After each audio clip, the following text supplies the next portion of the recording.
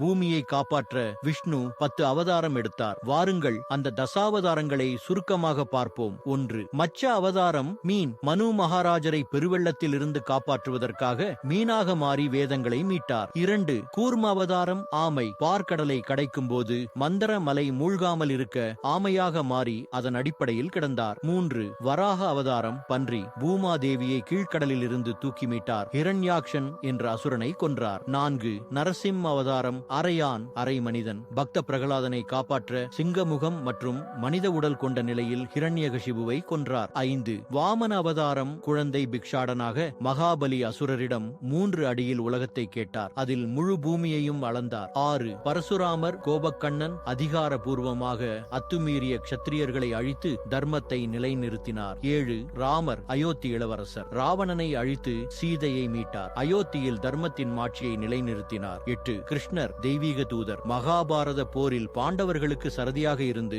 கீதையை கூறியவர். கம்சனை அழித்தவர். 9. புத்தர் அறிவு ஞான அவதாரம். அர்ஹத்கள் மற்றும் ஆசாரங்களுக்கு சிந்தனை வழங்கி பாசத்தை தவிர்த்து கருணையை கற்றுத்தந்தவர். 10. கல்கி எதிர்கால அவதாரம். இன்னும் பிறக்கவில்லை. கலியுக முடிவில் வெண்குதிரையில் தோன்றி உலகத்தை சுத்திகரிக்கப் போகிறார்.